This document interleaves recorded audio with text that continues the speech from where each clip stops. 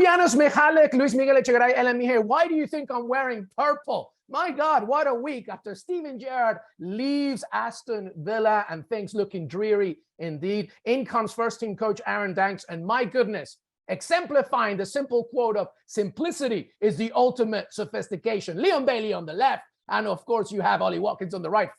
4-0 against Brentford. Tremendous. Villa Park absolutely rocking. Janusz, Michallik, I'm a happy man, but I want more of a neutral point of view, my friend. How did you see it? What a win. Well, I kind of, part of me always hates it when, new broom comes to town and does that, right? Because, I mean, they haven't done it this season. 4 goals. When you score 2 goals early, right, 8 minutes in, the game's kind of over. It seemed that way.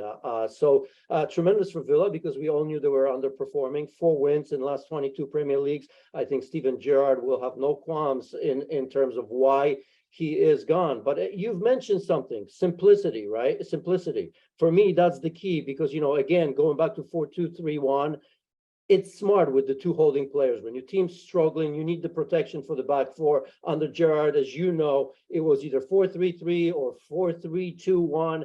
And you know what? The problem I have with that Steven Gerrard should have learned from Dean Smith, because Dean Smith was tremendous for them. But remember when he tinkered? I mean, here he was, when was it? You probably tell me, a couple seasons ago, where Emi Martinez had some like 14 clean sheets. Konsa, Minks, Cash, and I think Matt Target were absolutely tremendous.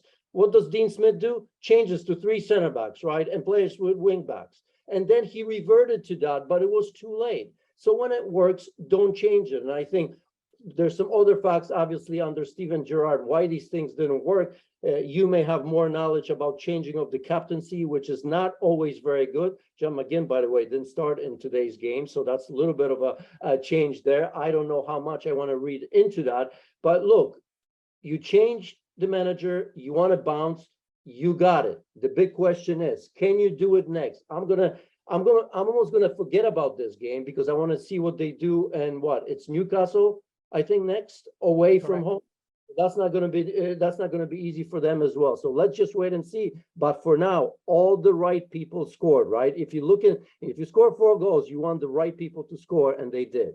100%, my friend. And forgive me, but I'm not just going to forget about this game too soon. But there's a lot of factors, of course. John McGinn's drop was essential, because he was just not playing well. And that's just another example of how stubborn Steven Gerrard's managerial decisions were sometimes. Aaron Danks kept it absolutely simple. Leon Bailey finally on the left. Ollie Watkins, you don't have to score. Danny Ings will take care of that. So what did he do? He scored, because the pressure was released. And I think that's a massive statement of how simple things, can ultimately change a game. But for now, as Janusz said, a long journey. And Janusz, let me ask you finally, what do you think then? Because obviously Villa is still looking for a manager. We've heard of Mauricio Pochettino, Ruben Amorim, of course, and others. Do you think that now there's more of an immediacy to still get that manager, or is Aaron Danks, will he be in charge against Newcastle? What do you think?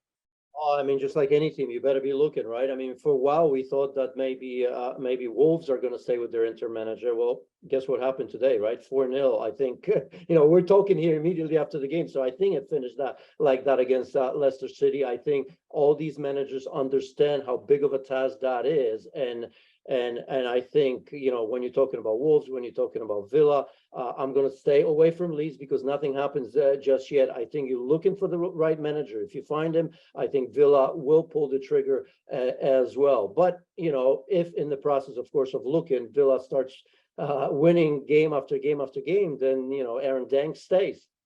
It will be a very intriguing situation, but this Premier League race and the bottom of the table includes a lot of challenges for both club and manager. We'll have to see how Aston Villa continue here, and of course, towards the end of the season. Thanks so much for watching ESPN on YouTube. And for more sports highlights and analysis, be sure to download the ESPN app. And for premium content and live streaming, subscribe to ESPN Plus.